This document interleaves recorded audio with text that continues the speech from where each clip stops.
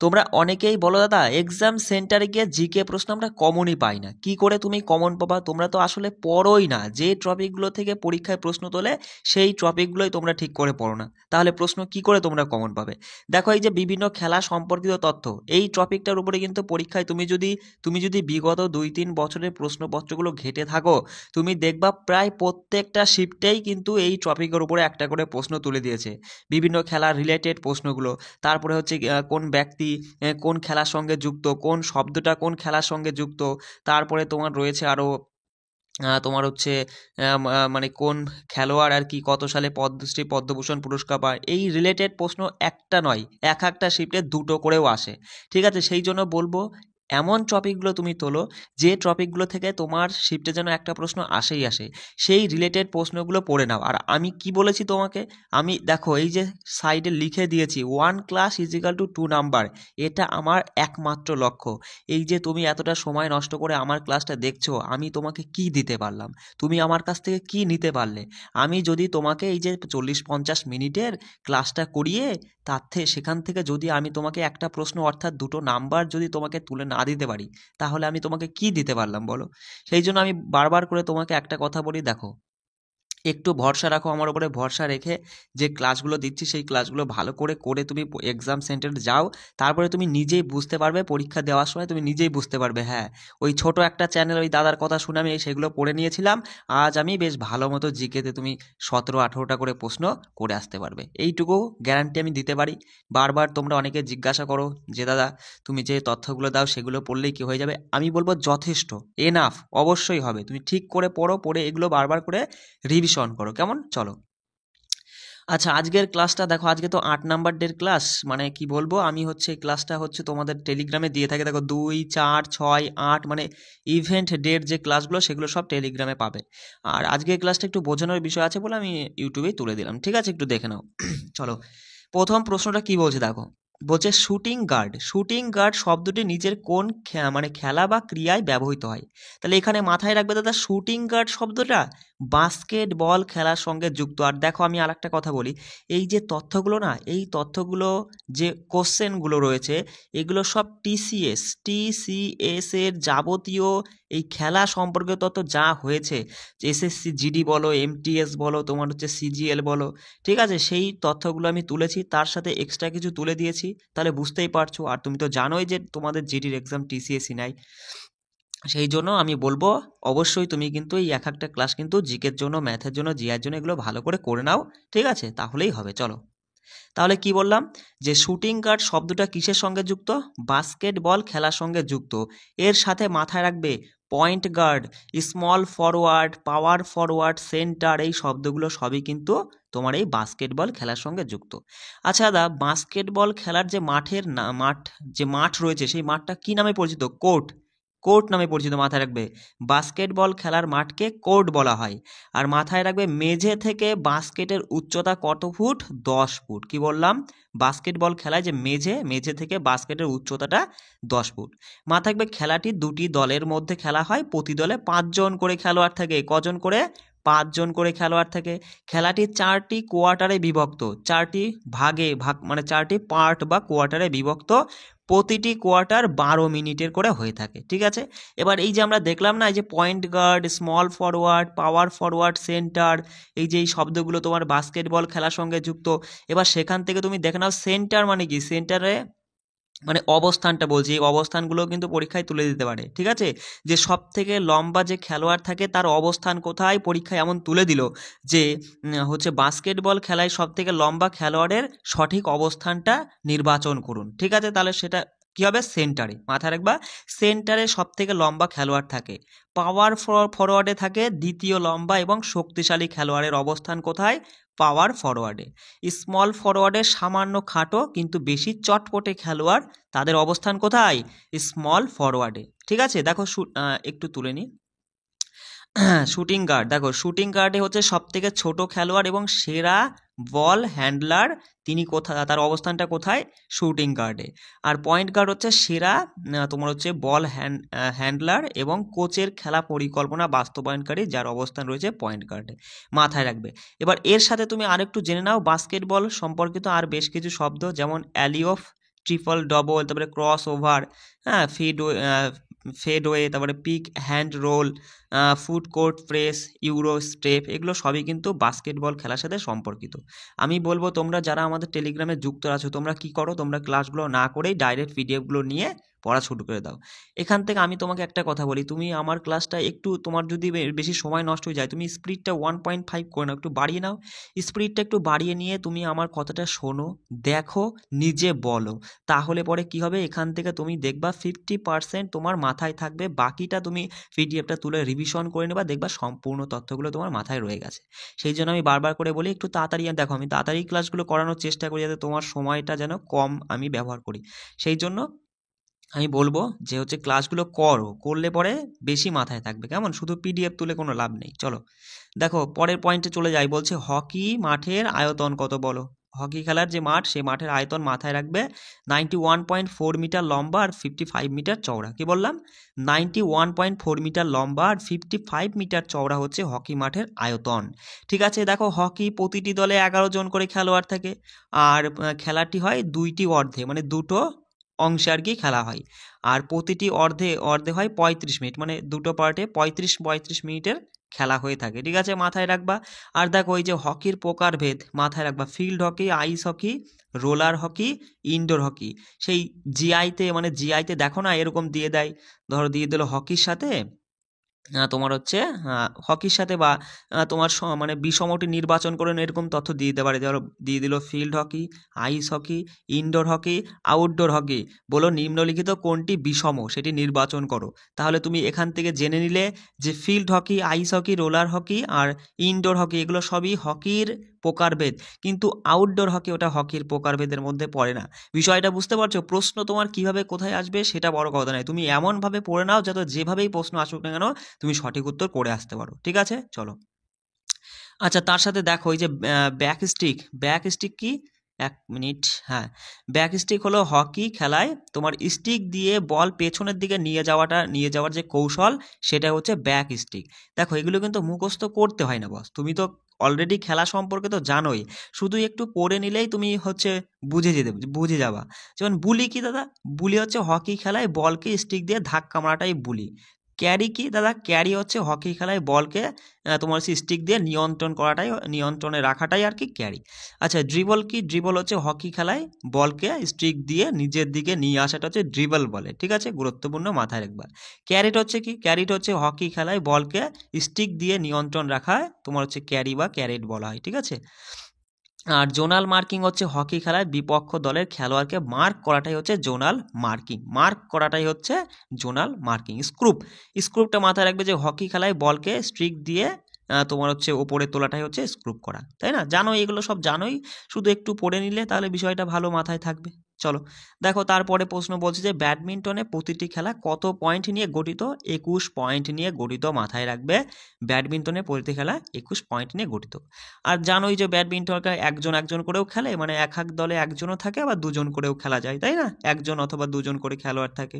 কোর্টের দৈর্ঘ্যটা গুরুত্বপূর্ণ, মাথায় রাখবে 44 ফুট দৈর্ঘ্য, আর প্রস্থ হচ্ছে 17 ফুট। ঠিক আছে, এবার এই দেখো এই প্রস্থটা একটু মাথায় রাখবা, দৈর্ঘ্যটা কিন্তু সেম থাকবে, দৈর্ঘ্যটা 44 ফুটই থাকবে।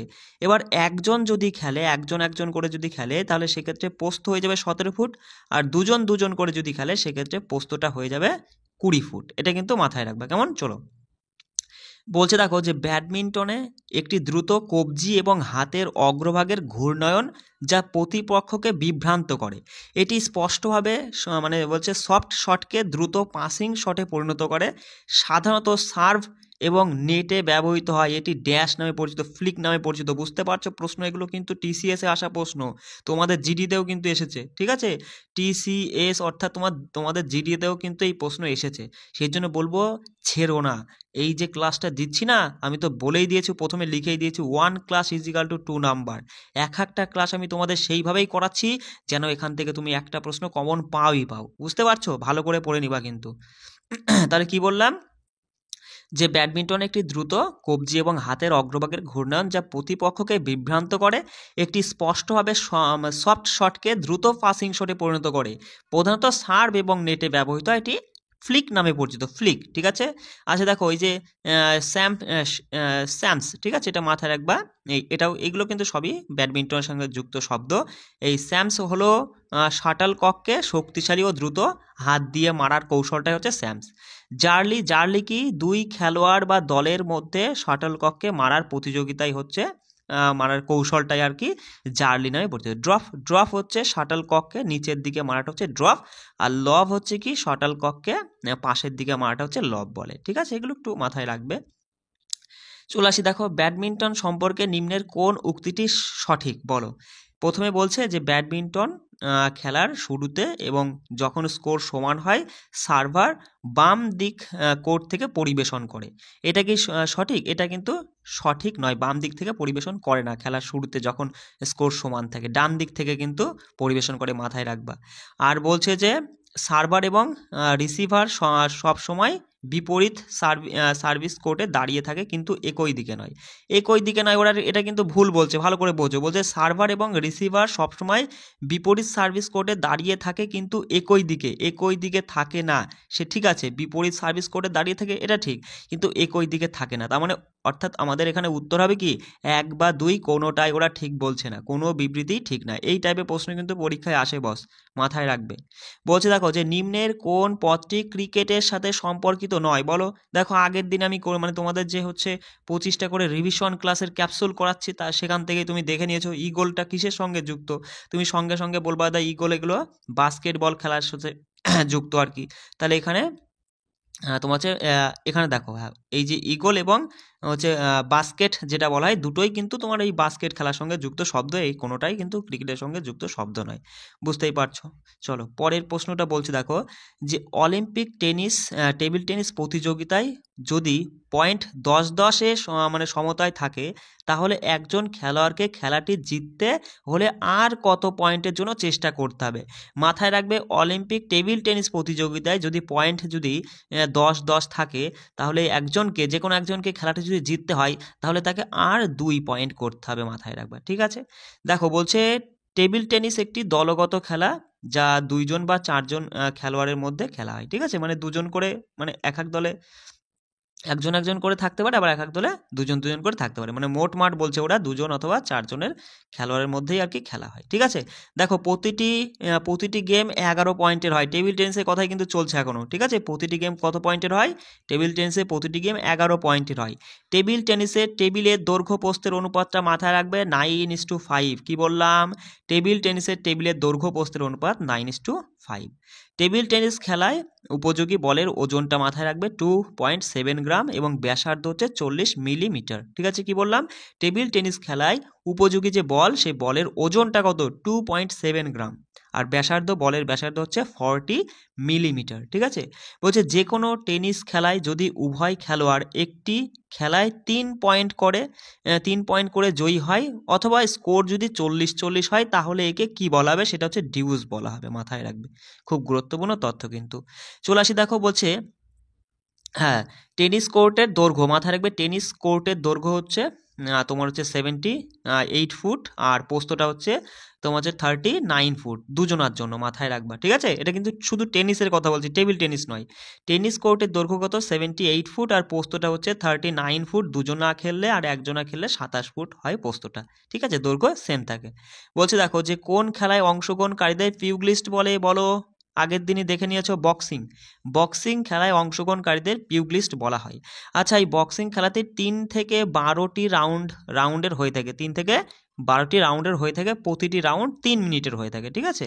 তার সাথে মাথায় রাখবে যে বক্সিং খেলাটি প্রাচীন গ্রিস থেকে উদ্ভূত হয়েছিল, কিন্তু 1681 সালে ইংল্যান্ডে প্রথম বক্সিং খেলার আয়োজন করা হয়েছিল। তাহলে বক্সিং খেলা কোথা থেকে উদ্ভূত হয়েছিল? গ্রিসে, মাথায় রাখবে। আর 1681 সালে প্রথম ইংল্যান্ডে প্রথম বক্সিং খেলার আয়োজন করা হয়, আর 1904 সালে বক্সিং অলিম্পিক খেলায় অন্তর্ভুক্ত করা হয় আর কি, মানে অলিম্পিকে যোগ করা হয় এই বক্সিং খেলাটিকে। কত সালে? 1904 সালে, মাথায় রাখবে। আচ্ছা দেখো 10 নম্বর প্রশ্নটা কি বলছে যে ভারতীয় ক্রীড়াবিদ তোমার আনাকা বলছে আলঙ্কামণি, ঠিক আছে, একটু নামটা দেখে নাও।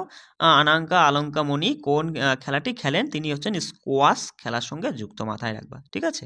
ভালো তথ্য বলে আমি এটা কিন্তু তুলে দিয়েছি। আলাঙ্কা আলঙ্কামণি তিনি হচ্ছেন স্কোয়াশ খেলার সঙ্গে যুক্ত। বলছে একটি ড্যাশ হলো ক্রিকেট শট যেখানে ব্যাটসম্যান ব্যাটটি উল্লম্বভাবে ঘোরায় এবং বলটি বলটি মাটির ওপর দিয়ে আঘাত করে। বলটি কভার এবং মিড অফের মধ্যে আঘাত করা হয়, তা সেটা হচ্ছে কোন ধরনের শট, আগে সেটা জানতে চেয়েছে। এটা হচ্ছে অফ ড্রাইভ, মাথায় রাখবে, ঠিক আছে। তার সাথে দেখো আর কিছু তথ্য আমি তুলে দিচ্ছি, পড়ে নাও। বলছে ফ্রন্ট ফুট ডিফেন্সটা কি? ফ্রন্ট ফুট ডিফেন্স হলো একটি প্রতিরক্ষামূলক শট যা সামনের পা এগিয়ে বলটি ব্লক করার জন্য খেলা হয়। আর অন ড্রাইভ হলো কি? অন ড্রাইভ হলো লেগ সাইডে পিচ করা বলের জন্য খেলা হয়, বলটি মিড অন এবং মিড উইকেটের মধ্যে আঘাত করা হয়, ঠিক আছে, মাথায় রাখবা। চলো পরের প্রশ্ন বলছে, দেখো একটি সাধারণ ফ্রিস্টাইল কুস্তি লড়াই প্রতিটি 30 সেকেন্ডের বিরতি সহ 3 মিনিটের ড্যাশ পিরিয়ডে বিভক্ত, মাথায় রাখবে এটা হচ্ছে 2টি পিরিয়ডে বিভক্ত, ঠিক আছে। এই যে তোমার হচ্ছে ফ্রিস্টাইল মানে কুস্তি লড়াইটা তোমার হচ্ছে 2টি পিরিয়ডে খেলা হয়, আর এই 2 পিরিয়ডের মধ্যে যে সময়ের ব্যবধানটা না, সেটা হচ্ছে 30 সেকেন্ডের বিরতি, মানে 30 সেকেন্ডের আর কি ব্যবধান, বুঝতে পারছো? এগুলো কিন্তু গুরুত্বপূর্ণ তথ্য, অবশ্যই মাথায় রাখবে। 13 নম্বর প্রশ্নটা কি বলছে দেখো। বলছে দুটি দলের মধ্যে ফুটবল ম্যাচ খেলা হয়, প্রতিটি দলে সর্বোচ্চ ড্যাশ থাকে। অপশান দেখলে তুমি আরামসে অ্যান্সার করতে পারতে। এখানে ছিল অপশানে ছিল এরকম যে বলছে একাদশতম, দ্বাদশতম, ত্রয়োদশতম খেলোয়াড় থাকে, ঠিক আছে। তুমি বুঝতেই পারছো যে একাদশতম খেলোয়াড়, সঠিক উত্তর হয়ে যাবে যে 11 জন করে খেলোয়াড় থাকে। মাথায় রাখবে ফুটবল খেলায় গোল পোস্টের উচ্চতা হচ্ছে 8 ফুট। কয় ফুট? 8 ফুট। আর 2টি গোল পোস্টের মধ্যে দূরত্ব হচ্ছে 24 ফুট। ফুটবল কিছু দেশে সকার নামে পরিচিত, বেশ দারুণ গুরুত্বপূর্ণ একটা তথ্য, মাথায় রাখবা। ফুটবল কিছু দেশে সকার নামেও পরিচিত, এটা কিন্তু পরীক্ষায় আসতে পারে, গুরুত্বপূর্ণ।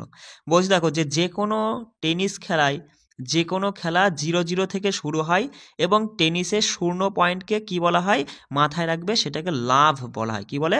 লাভ। গুরুত্বপূর্ণ তথ্য, কিন্তু প্রত্যেকটা তথ্যই পড়ে নিবা, বেশি নয়। দেখো মোটামুটি তোমাদের হচ্ছে এখানে মনে হয় 11টা পেজ আছে, একটু কষ্ট করে পড়ে নাও। এই 11টা পেজ পড়ে নিতে পারলে একদম নিশ্চিত তুমি এখান থেকে একটা প্রশ্ন, মানে কি 2টো প্রশ্ন কমন পেয়ে যেতে পারো, ঠিক আছে। একটা প্রশ্ন তুমি কমন পাবাই বাবা, তুমি এক্সাম দিয়ে আসবা, দিয়ে এসে দেখবা যে এই টপিক থেকে তোমার একটা প্রশ্ন তুলেছে আর সেই প্রশ্ন তুমি এখান থেকে পেয়েছো, ঠিক আছে। এই গ্যারান্টিটুকু আমি শুধু দিচ্ছি তোমায়। তোমার একটাই কাজ, তুমি শুধু ভালো করে পড়ে রিভিশন করতে থাকো, ঠিক আছে। তাহলে কি বললাম, যে কোনো হচ্ছে টেনিস খেলায় যে কোনো খেলা, মানে যে কোনো খেলা যদি তোমার হচ্ছে 0-0 থেকে শুরু হয়, তাহলে টেনিসের শূন্য পয়েন্টকে লাভ বলে, ঠিক আছে। আচ্ছা পরের প্রশ্নটা বলছে দেখো মহিলাদের হেপ্টাথলনে ড্যাশটি ইভেন্ট থাকে, মাথা রাখবে মহিলাদের হেপ্টাথলনে 7টি ইভেন্ট থাকে। এই ইভেন্ট বা ধরনগুলো কিন্তু মাথায় রাখবা, কি কি? 100 metre hurdle, high jump, shot put, 200 metre long jump, বর্ষা নিক্ষেপ আর 800 মিটার, এগুলো কিন্তু মাথায় রাখবা। এই হচ্ছে মহিলাদের 7টি হচ্ছে ইভেন্ট আর হেপ্টাথলনের ক্ষেত্রে, ঠিক আছে।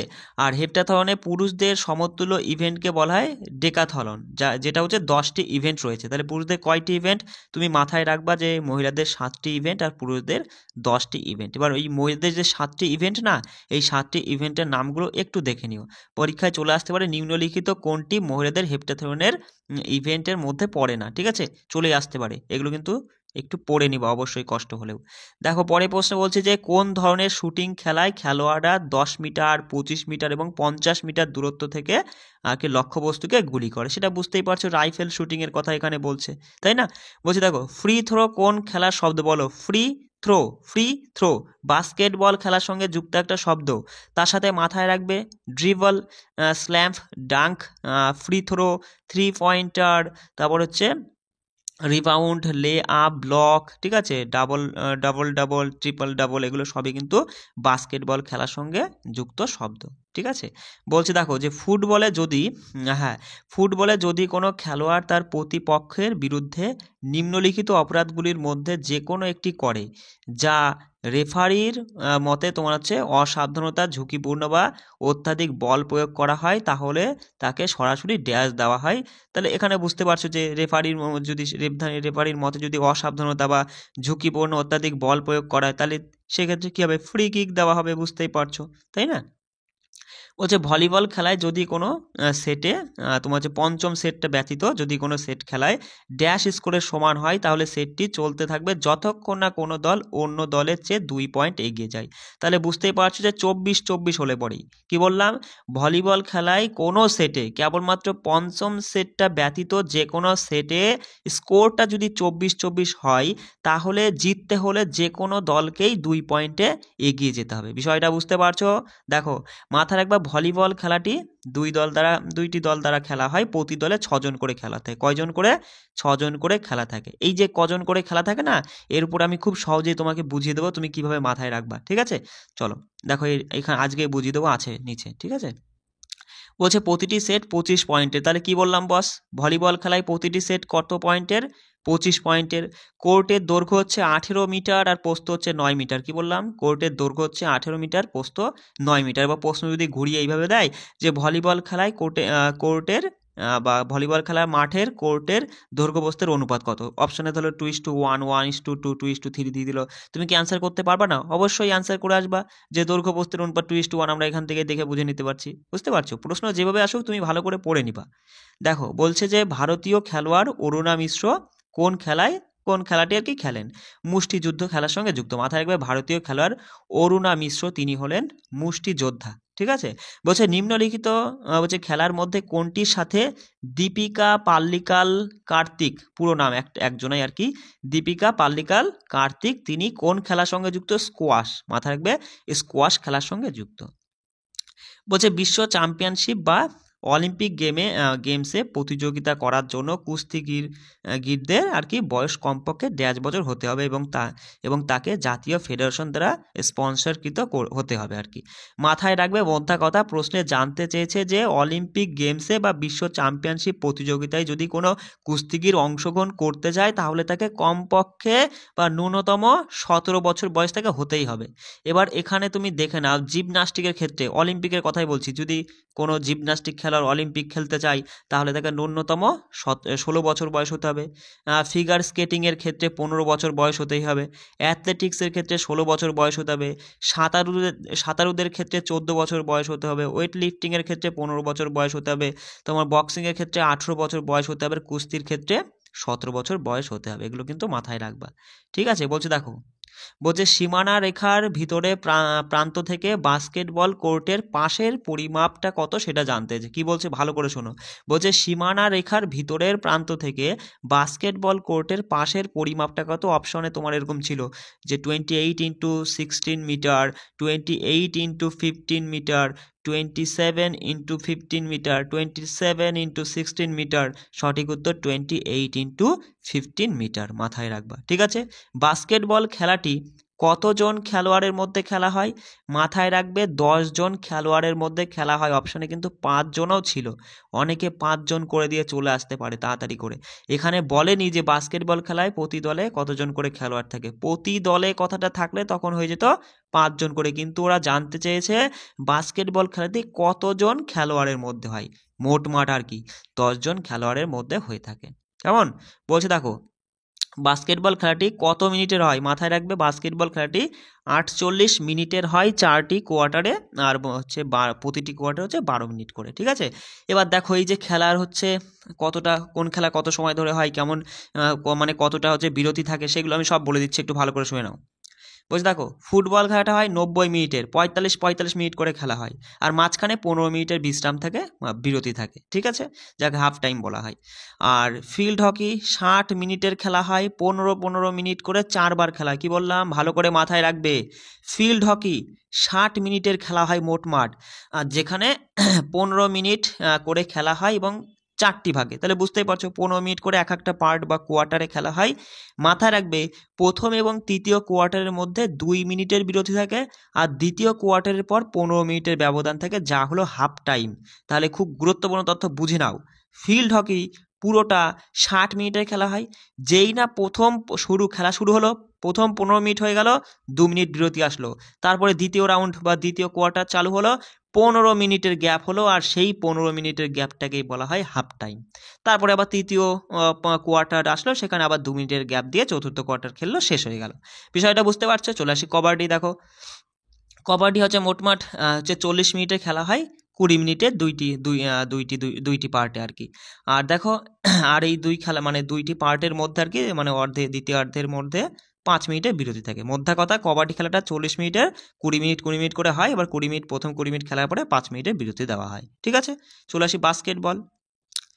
দেখো বাস্কেটবলটা খেলা হয় 48 মিনিটের 12 মিনিট করে 4টি অংশে বা 4টি কোয়ার্টারে খেলা হয়। এই ঠিক একই রকম ওই ফিল্ড হকির ক্ষেত্রেই প্রথম আর তৃতীয় কোয়ার্টারের মধ্যে তোমার হচ্ছে 2.5 মিনিটের বিরতি থাকে, দ্বিতীয় কোয়ার্টারের মধ্যে 15 মিনিটের বিরতি থাকে। বিষয়টা বুঝতে পারছো আমি কি বলতে চাইছি? যেই প্রথম কোয়ার্টার খেলা হলো 2.5 মিনিটের গ্যাপ দিল মানে বিরতি দিল, তারপর যেই দ্বিতীয় খেলাটা শুরু হয়ে আবার শেষ হয়ে গেল তখন 15 মিনিটের বিরতি দিল যেটাকে হাফ টাইম বলে। তারপরে আবার তৃতীয় কোয়ার্টারটা খেলে আবার 2.5 মিনিট গ্যাপ দিয়ে চতুর্থ কোয়ার্টার খেলে শেষ হয়ে গেল 48 মিনিট বাস্কেটবলে। ঠিক আছে, বক্সিংয়ের ক্ষেত্রে দেখো 3 মিনিট করে 4 থেকে 12 রাউন্ডের খেলা হয়, মাথায় রাখবে। ফ্রিস্টাইল কুস্তিটা হচ্ছে 6 মিনিটের খেলা হয়, 3 মিনিটের করে মানে দুটো সময়কালে আর কি। ঠিক আছে, আর মাঝখানে 30 সেকেন্ডের বিরতি দেওয়া হয়। এবার দেখো এই পাশে দেখো ডান দিকে আমি দেখিয়ে দিচ্ছি যে প্রতি দলে খেলোয়াড়ের সংখ্যা তুমি কিভাবে মাথায় রাখবে, খুব ভালোভাবে আমি বুঝিয়ে দিচ্ছি, একটু কষ্ট করে শুনে নাও। ঠিক আছে, দেখো 1 মিনিট, এটা যদি এপাশে হতো ভালো, যাই হোক দেখে নাও। ঠিক আছে, পোলো খেলায় 4টে, পোলো খেলায় এক একটা দলে, আমি কিন্তু বলে দিচ্ছি কি ওপরে দেখো লিখে দিয়েছি যে প্রতি দলে খেলোয়াড়ের সংখ্যা। ঠিক আছে, এক একটা টিমে, মোটমাট নয় কিন্তু। মাথা রাখবে পোলো খেলায় 4 জন করে, দেখো পোলো POLO দেখো 1 2 3 4 4টে লেটার, তাই মাথায় রাখবে 4 জন করে প্রতি দল। বাস্কেটবল দেখো বাস্কেটের বাস্কি মাথায় রাখবে, বাস্কি BASKE বাস্কি 5টা লেটার 5 জন করে। ভলিবল দেখো ভলিটা দিয়ে তুমি মাথায় রাখবে ভলি VOLLEY 6টা অক্ষর হচ্ছে ভলিতে 6 জন। ঠিক আছে, কাবাডি দেখো কাবাডি পুরোটা মাথায় রাখবে, কাবাডি দেখো কটা লেটার হচ্ছে 7টা লেটার হচ্ছে 7 জন করে থাকে। নেট বল মাথায় রাখবে, দেখো নেট বল এটা মাথায় রাখবে NET নেট BALL, তাহলে কটা হলো মোটমাট 7টা হলো, 7 জন করে। দেখো এই ওয়াটার পোলোটা দেখো ওয়াটার পোলো ওয়াটারে 5টা লেটার, পো একটা লো একটা, মোটমাট 7টা মাথায় রাখবে ওয়াটার পোলো 7 জন। দেখো খো খেলায় 9 জন, তো মাথায় রাখবে খো তুমি 3টে খো নিয়ে নিবা, খো 9 জন, বুঝতে পারছো? তারপরে দেখো বেসবলের ক্ষেত্রে একটু মাথায় রাখবে, বেসবল হচ্ছে তোমার এখানে হচ্ছে 8টা লেটার হচ্ছে বেসবল +1, মাথায় রাখবে বেসবল +1 মানে বেসবলের 8টা আর +1 মানে আরেকজন, অর্থাৎ 9 জন করে থাকে এক একটা টিমে। মানে এইভাবে আমি আর কি বললাম যে তুমি হচ্ছে এইভাবে মাথায় রাখতে পারো। চলে আসি দেখো, হ্যাঁ ফুটবল তোমার ক্রিকেট হকি এগুলো তো জানোই যে 11 জন করে থাকে, এখানে সেটা লেখা ওঠেনি, একটু দেখে নাও। হ্যাঁ, ফুটবল ক্রিকেট আর হকিতে 11 জন করে থাকে। রাগবি ফুটবলে 15 জন করে খেলোয়াড় থাকে প্রতি টিমে, মানে প্রতিটা দলে কিন্তু। বুঝতে পারছো? এইভাবে এগুলো কিন্তু মাথায় রাখবা, পরীক্ষায় আসে। একটি ক্রিকেট ম্যাচে কতজন ফিল্ড আম্পায়ার থাকে বলো? সিম্পল একটা প্রশ্ন, বুঝতেই পারছো যে একটি ক্রিকেট ম্যাচে 2 জন ফিল্ড আম্পায়ার থাকে। পরে প্রশ্ন দেখো, বলছে যখন বোলার তার হাত চারিদিকে নিয়ে আসে এবং বল ছোড়ার পরিবর্তে নন স্ট্রাইকারকে বেইল মেরে রান আউট করে, এই ধরনের ডিসমিসাল বিরলটা কি বলা হয়? সে হচ্ছে মানকড় বলা হয়, মাথায় রাখবে। তুমি তো দেখেছোই যে নন স্ট্রাইকে যে থাকে তাকে সে যদি ক্রিজ ছেড়ে এগিয়ে যায় তাহলে দেখো না তোমার হচ্ছে আউট করে দেয়, এই ধরনের ডিসমিসালটাই হচ্ছে মানকড় নামে পরিচিতটা মাথায় রাখবে। ঠিক আছে, চলে আসি পরে পয়েন্টে। বলছে ড্যাশ হলো গুগলির অফ স্পিনার সংস্করণ যা হাতের পিছন থেকে বের করা হয় এবং ডান হাতি ব্যাটসম্যানের কাছ থেকে সরে যায়, সেটা হচ্ছে দুসরা নামে পরিচিত, মাথায় রাখবে যে দুসরা হলো গুগলির অফ স্পিনার সংস্করণ যা হাতের পেছন থেকে বের করা হয় এবং ডানহাতি ব্যাটসম্যানের কাছ থেকে সরে যায়। ঠিক আছে, এই তথ্যগুলো কিন্তু গুরুত্বপূর্ণ, আমি বারবার করে তোমাকে রিকোয়েস্ট করছি পড়ে নাও। ঠিক আছে, আর আমি একটা কথা বলি, আমার ক্লাস তোমাকে কাউকে শেয়ার করতে হবে না, তুমি আমার ক্লাসটা চুপি ক্লাসটা করো, করে এক্সামটা দিয়ে এক্সাম দিয়ে তুমি যখন পাস করে যাবা তখন তোমার বন্ধু যখন জিজ্ঞাসা করবে যে তুই কি পড়েছিস, তুই পাস করে গেলি, তোকে তো পড়তেই দেখি না, তাহলে পড়লি কি এত অল্প সময়, তুমি তখন বলে দিবা একটা ছোট্ট ক্লাস আমার সামনে একদিন চলে এসেছিলো, সেই দাদার কথা মতো আমি পড়ে নিয়েছিলাম, সেখান থেকে আমি যথেষ্ট প্রশ্ন কমন পেয়ে আমি পরীক্ষাটা পাস করে পেয়েছি। কাউকে শেয়ার করতে হবে না, তুমি নিজে পড়ো, নিজে পড়লেই তুমি বুঝতে পারবা যে আমি তোমাকে কি দিচ্ছি। ঠিক আছে, চলো পরের প্রশ্ন কি বলছে দেখো, যে হকি ম্যাচে কত মিনিটের পর তোমার হচ্ছে হাফ টাইম শুরু হয় বলো? সিম্পল, আমি তো তোমাকে হচ্ছে এই আগে মানে বুঝিয়েই দিলাম যে 30 মিনিটের পর। বলছে ফুটবল ম্যাচে টাচ লাইনের সর্বোচ্চ দৈর্ঘ্য কত? 120 মিটার। মাথায় রাখবে, ফুটবল ম্যাচে টাচ লাইনের দৈর্ঘ্য, সর্বোচ্চ দৈর্ঘ্য জানতে চেয়েছে 120 মিটার। আর দেখো যদি বলে দৈর্ঘ্যটা, টাচ লাইনের দৈর্ঘ্য, দেখো টাচ লাইনের দৈর্ঘ্য, সর্বোচ্চ দৈর্ঘ্য 120 মিটার, সর্বনিম্নটা হচ্ছে 90 মিটার। মাথায় রাখবে। গোল লাইনের প্রস্থটা মাথায় রাখবে, গোল লাইনের প্রস্থ, সর্বনিম্ন প্রস্থ হচ্ছে 45 মিটার আর সর্বোচ্চ প্রস্থ হচ্ছে 90 মিটার। এগুলো কিন্তু মাথায় রাখবা। বলছে দেখো, স্কোয়ারে বসে থাকা খো খো খেলোয়াড়দের কি বলা হয়? চেজার্স বলা হয়। মাথায় রাখবে, স্কোয়ারে বসে থাকা খো খো খেলোয়াড়দের চেজার্স বলা হয়। ঠিক আছে। তারপরে দেখো বলছে ইউকি ভাম্বরি নিচের কোন খেলার সাথে সম্পর্কিত? টেনিস। বেশ দারুণ গুরুত্বপূর্ণ একটি তথ্য বলে আমি তুলে দিয়েছি। ইউকি ভাম্বরি যিনি একজন টেনিস খেলোয়াড়। ঠিক আছে। বলছে জাতীয় পর্যায়ের ক্রিকেট চ্যাম্পিয়নশিপ রঞ্জি ট্রফি ড্যাশে শুরু হয়েছিল। তাহলে রঞ্জি ট্রফি কত সালে শুরু হয়েছিল? বলো 1934-35-এ। গুরুত্বপূর্ণ তথ্য মাথায় রাখবা, রঞ্জি ট্রফি 1934-35-এ শুরু হয়েছিল। বলছে দেখো, যে শর্টপুটে বলছে শর্টপুটে যে শটটি একটি ধাতব বল, তার ওজন পুরুষ ও মহিলাদের জন্য কত কেজি হয়? এটা প্রশ্ন ছিল এসএসসির কোন একটা প্রশ্নে এসেছিল। তো এখানে মাথায় রাখবে যে শর্টপুটে যে শটটি একটি ধাতব বল যার ওজন পুরুষদের ক্ষেত্রে হয় তোমার হচ্ছে 7.26 কেজি আর মহিলাদের ক্ষেত্রে 4 কেজি হয়। ঠিক আছে, মাথায় রাখবা। বলছে দেখো, মোকাবেলা সমাপ্ত হয়েছে একটি ঘোষণার জন্য একজন ফ্রিস্টাইল কুস্তিকে তার প্রতিপক্ষের বিপক্ষে কত পয়েন্ট পাওয়ার সুবিধা থাকতে হবে? ঠিক আছে, মানে মোকাবিলা শেষ হয়েছে মানে কি বোঝাচ্ছে? ওরা বলতে চাইছে এইটাই যে একজন ফ্রিস্টাইল কুস্তিকে যদি জিততে হয় তাহলে তার প্রতিপক্ষের থেকে কত পয়েন্ট পাওয়ার সুবিধা থাকতে হবে, মানে কত পয়েন্ট পেতে হবে, তাকে 10 পয়েন্ট পেতে হবে। মাথায় রাখবে, তাহলে পরে সে জিতে যাবে, অর্থাৎ মোকাবিলা শেষ হয়ে সমাপ্ত হয়ে যাবে। বিষয়টা বুঝতে পারছো? প্রশ্ন যেভাবে ল্যাঙ্গুয়েজ ঘুরিয়ে ফিরিয়ে দিক, তুমি বিষয়টা বুঝে নাও, তাহলে পরে অ্যান্সার করতে পারবা। বলছে কোন খেলায় মাঠটি প্রায়ই ডিম্বাকৃতি হয় এবং মাঠের মাঝখানে একটি 22 গজ বাই 10 ফুট চওড়া আয়তক্ষেত্রাকার এলাকা থাকে? বুঝতেই পারছো, মাঠটা হচ্ছে মাঠটা হচ্ছে ডিম্বাকৃতির হয়ে থাকে আর মাঝখানে 22 গজ আর বাই 10 ফুট চওড়া তোমার হচ্ছে আয়তক্ষেত্রাকার এলাকা থেকে। বুঝতেই পারছো ক্রিকেট খেলার কথা বলছে, তাই না? কিছু কিছু তথ্য আছে, তুমি শুধু একবার পড়ে বুঝে নিতে পারলেই অ্যান্সার করতে পারবা।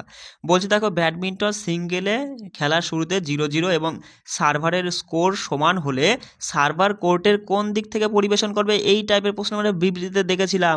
ওখানে ওরা বলেছিল যে বাঁ দিক থেকে শুরু করবে, কিন্তু আসলে সেটা নয়। সেটা কি হবে? ডান দিকের সার্ভিস কোর্ট থেকে পরিবেশন করতে হবে। বিষয়টা বুঝতে পারছো? এটা হয়ে যাচ্ছে সঠিক উত্তর, মাথায় রাখবে। বলছে দেখো, পরের প্রশ্নে চলে যাই আমরা।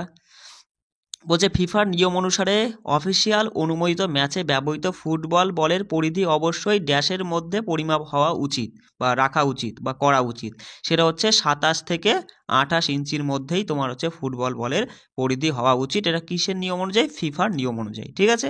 বলছে দেখো, খেলো ইন্ডিয়া যুব গেমসে বয়সের কোন দুইটি বিভাগের বিবেচনা করা হয়েছে? আমরা তো জানি অনূর্ধ্ব 17 আর অনূর্ধ্ব 21, তাই না?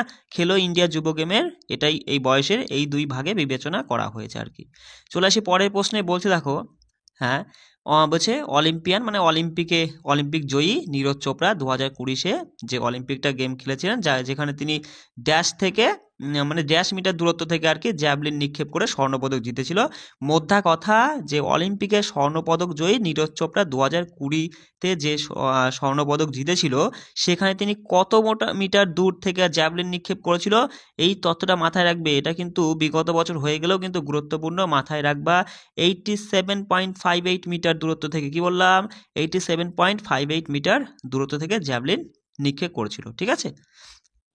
তারপরে দেখো কি বলছে, পরের প্রশ্নটা বলছে এফটিএক্স ক্রিপ্টো কাপ নিচের কোন ক্রিকেট ইভেন্টের সঙ্গে যুক্ত? দাবার সঙ্গে যুক্ত। মাথায় রাখবে, এফটিএক্স ক্রিপ্টো কাপ দাবা খেলার সঙ্গে যুক্ত। আচ্ছা, আমি কিন্তু আজকের ক্লাসে তোমাদের মানে কোন ট্রফি বা কোন কাপ কোন খেলার সঙ্গে যুক্ত এই রিলেটেড প্রশ্ন কিন্তু আমি আজকে তুলিনি। এর উপরেও কিন্তু একটা ক্লাস দেবো, কারণ এখান থেকেও কিন্তু তোমাদের একটা প্রশ্ন আসে। বিষয়টা বুঝতে পারছো? এইগুলো আমি কিন্তু করিয়ে দেবো আগামীকাল বা 2-1 দিনের মধ্যেই আমি তোমাদের করিয়ে দেবো। কেমন? চলো।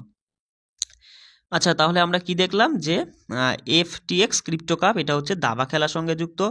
দাবা খেলাটি 8x8 গ্রিডের একটি বোর্ডে খেলা হয়, মানে মোদ্দা কথা দাবা খেলার 64টি ক্ষেত্র আকৃতির আর কি ঘর থাকে, আর যে গ্রিডটা হয় মানে বোর্ডটা হয় 8x8 গ্রিডের একটি বোর্ড।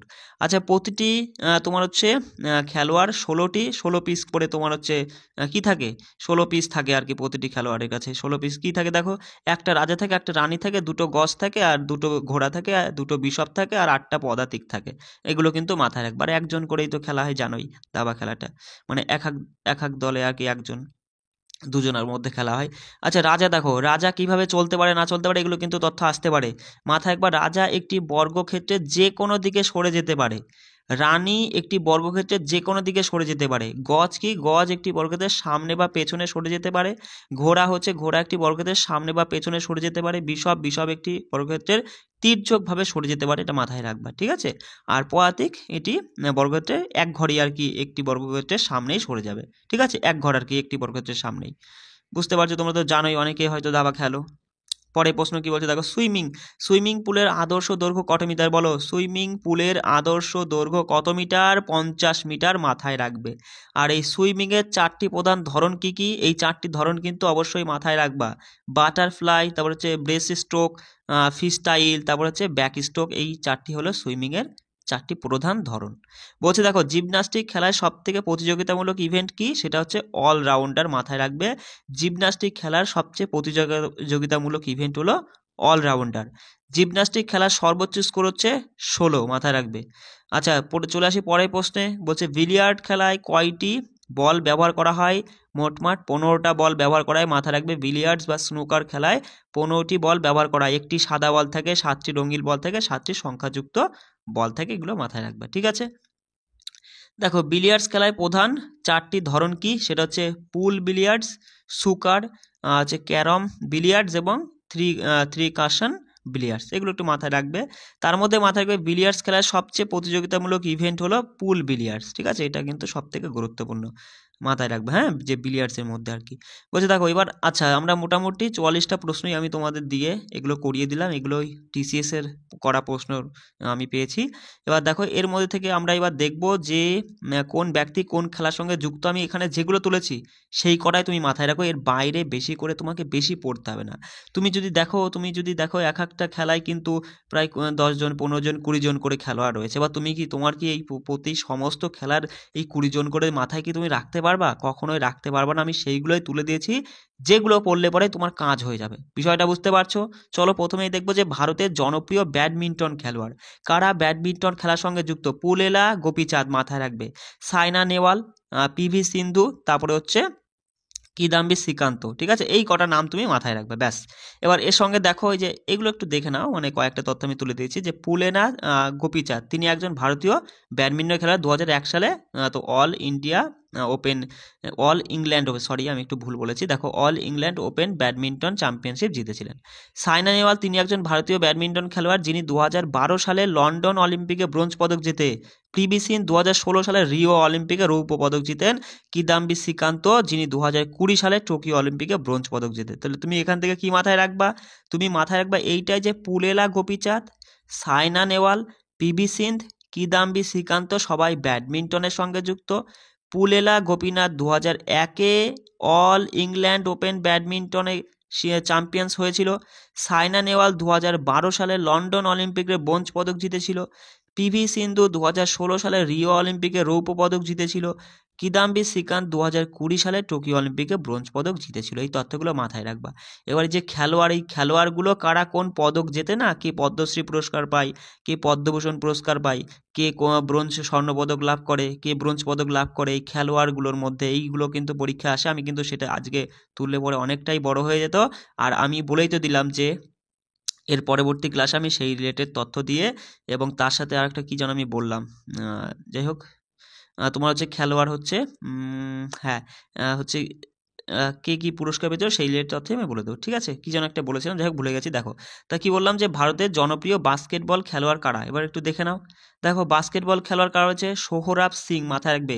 অজয় প্রকাশ সিং বুধানিয়া, যোগিন্দার সিং, শশী কুমার, বিনোদ কুমার এরা সকলেই বাস্কেটবল খেলার সঙ্গে যুক্ত। প্রত্যেকটা নামই মাথায় রাখবে। 5টা করে দিয়েছি, 3টে 5টা যেগুলো গুরুত্বপূর্ণ সেগুলোই আমি তুলে দিয়েছি, এগুলো মাথায় রাখবে।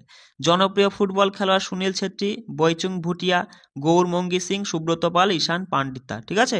আর হকির সঙ্গে যুক্ত দেখো, হকিতে আমরা দেখব পুরুষ হকি খেলোয়াড় রয়েছে ধ্যানচাঁদ, তারপরে মাথায় রাখবে তোমার হচ্ছে বলবীর সিং, আর একজন রয়েছে এ দেখো এই দুজনের নাম মাথায় রাখবে, যে লেস্কি ক্লুদিয়া আর আছে প্রকাশ পদুকোণ, ঠিক আছে, একটু দেখে নাও কষ্ট করে। আচ্ছা, এখানে ধ্যানচাঁদ সম্পর্কে জেনে নাও যে তিনি 3টি অলিম্পিক স্বর্ণ জিতেছেন, 3টি অলিম্পিকে। কতই সালটা একটু গুরুত্বপূর্ণ বলে আমি তুলে দিয়েছি, মাথায় রাখবা। 28, 32, 36 সব 1900 সালের কথাই হচ্ছে, ঠিক আছে, বুঝতেই পারছো 1900 সালের কথাই হবে, 2000 তো আসবে না, 1800 যাবে না, তাহলে 28, 32, 36 এইভাবে মাথায় রাখবে। পদ্মভূষণ পুরস্কার 56-তে, 1956 পায়, পদ্মশ্রী পায় 54-তে, আর 64-তে অর্জুন, একটা মাথায় রাখবে। আর তিনি কিন্তু 3টি অলিম্পিকে স্বর্ণপদক জেতেন এই ধ্যানচাঁদ। আর বলবীর সিং 2টি অলিম্পিকে স্বর্ণপদক জেতেন, একটু মাথায় রেখো। আর এখান থেকে আর কিছু ব্যক্তির নাম যারা হচ্ছে তোমার এই হকির সঙ্গে যুক্ত, তাদের নামগুলো মাথায় রাখবা, ঠিক আছে। লেস্কি ক্লোদিয়াস, প্রকাশ পদুকোণ আর দিলীপ তিরকি, ঠিক আছে, এই নাম 3টে কিন্তু মাথায় রাখবা। মহিলাদের মধ্যে একটু দেখে নাও, কর্ণ মালেশ্বরী, ঠিক আছে, তিনি হচ্ছেন 2003-এ পদ্মশ্রী পুরস্কার পান। রানী রামপাল, তিনি 2010 সালে পদ্মশ্রী পুরস্কার পান। আর একজন ব্যক্তি আছে সাবা আঞ্জুম, তিনিও কিন্তু হকির সঙ্গে যুক্ত। এই তথ্যগুলো অবশ্যই মাথায় রাখবা।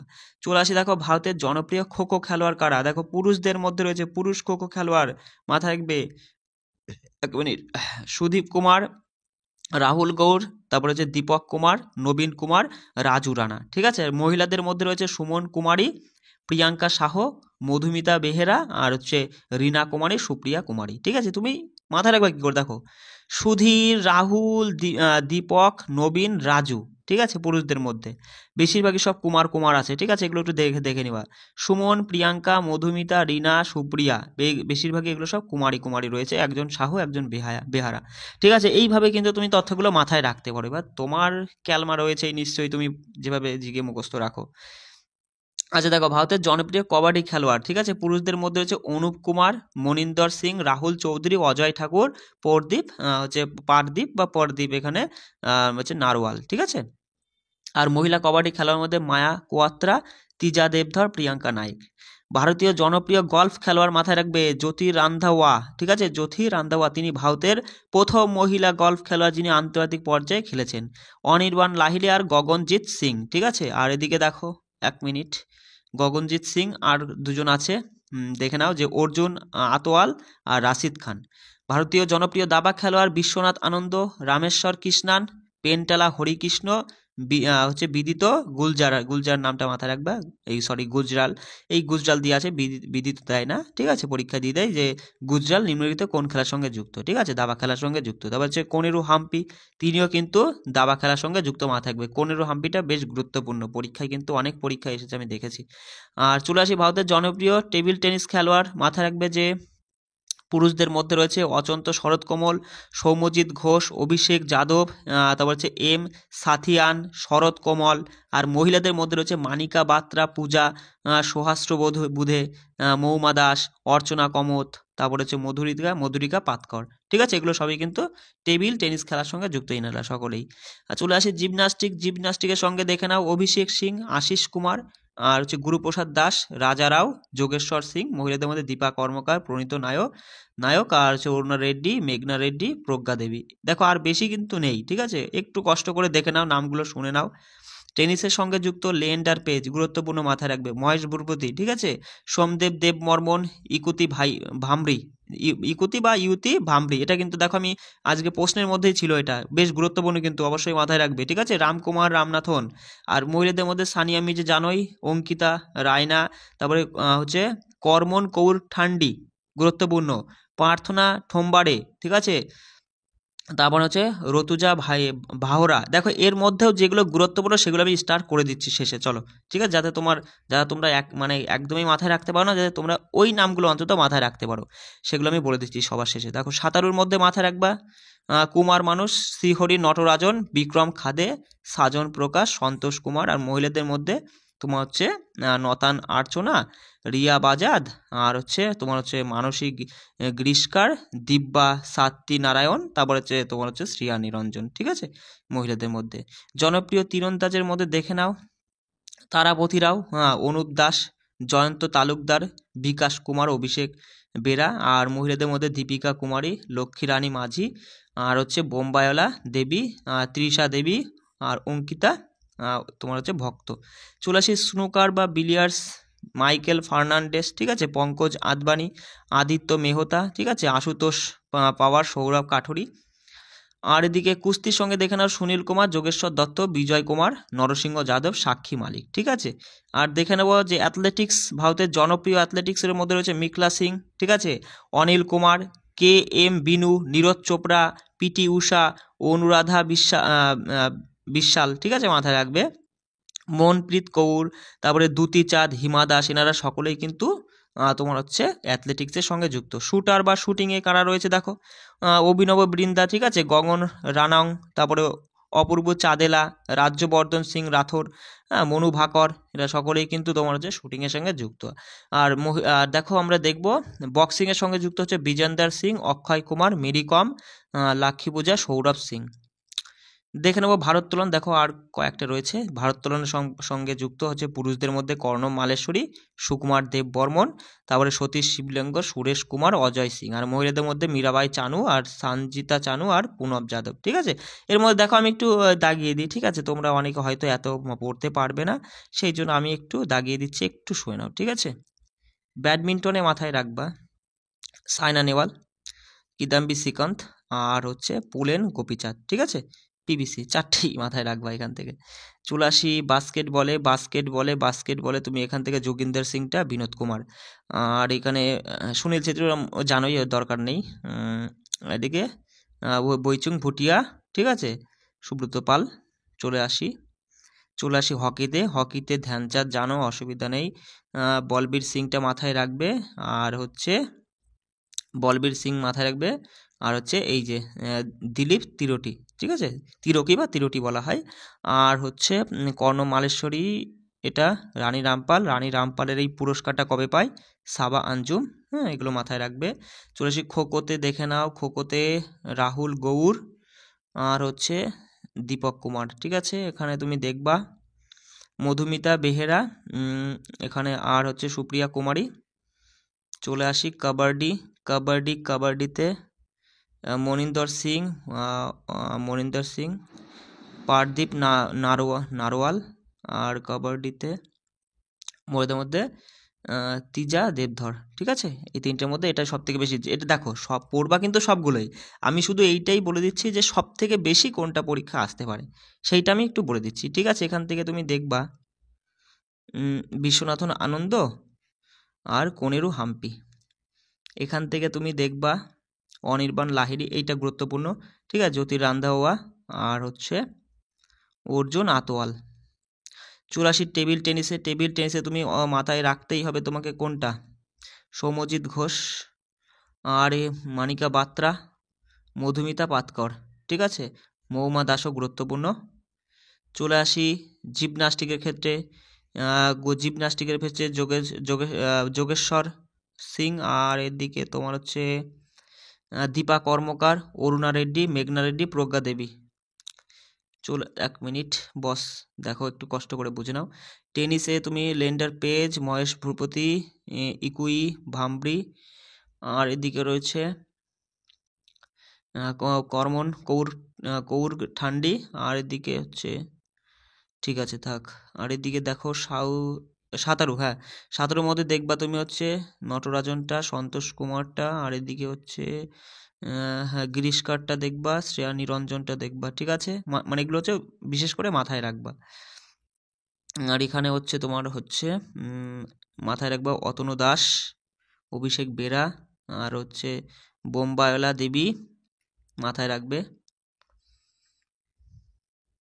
এটা কি বিলিয়ার্ডস বা স্নুকারে মাথায় রাখবা মাইকেল ফার্নান্ডেস, বেশ গুরুত্বপূর্ণ। পঙ্কজ আদবানি, অদিত্য মেহতা, সৌরভ কোঠারি, চারটেই গুরুত্বপূর্ণ। ঠিক আছে, আর এখান থেকে তুমি দেখবা সাক্ষী মালিক, যোগেশ্বর দত্ত, এগুলো মাথায় রাখবে। নরসিংহ যাদবও গুরুত্বপূর্ণ, একটু মাথায় রেখো।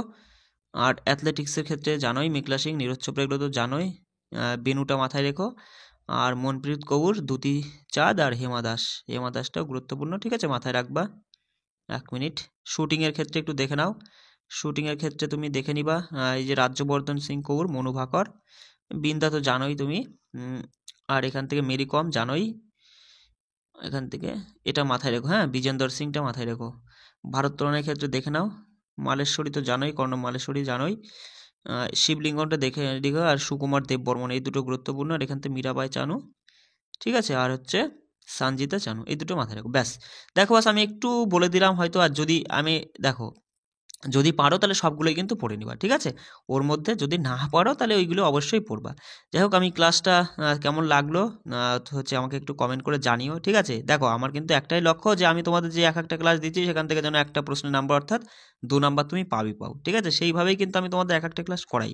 আর আমার সঙ্গে থেকেও একটু কষ্ট করে, ঠিক আছে। যেহেতু আমি তোমার সামনে চলে এসেছি, তুমি আমাকে পেয়ে গেছো খুঁজে ইউটিউবে, ঠিক আছে। তাহলে পরে আমি বলবো এই ছোট্ট দাদার কথা মতো তুমি এবছরটা পড়ে দেখো, যে তুমি কতগুলো প্রশ্ন কমন পাও, কি তোমার এক্সামটা তুমি কেমন দিতে পারো। যদি পড়তে পারো তবেই কিন্তু হবে, যদি না পড়লে কিন্তু হবে না। বাস ওই ক্লাসটা দেখলে বেরিয়ে গেলে ব্যাস, এতে কোনো কোনো লাভ নেই। 5 দিন 10 দিনের মাথায় গিয়ে তুমি সব ভুলে যাবে। রিভিশন মাস্ট, রিভিশন কিন্তু তোমাকে করতে হবে। আমি দেখো বলেছি 30টা মাত্র 30টা টপিক, 30টা টপিক তুমি পড়ে নিতে পারবে না। আর সারা জীবনের চাকরির কথা, 30টা টপিক থেকে তোমাকে 17-18টা প্রশ্ন তুলে দিচ্ছি, তাহলে সেখান থেকে তুমি কি পড়তে পারবে না কষ্ট করে সারা জীবন, মানে বুঝতে পারছো।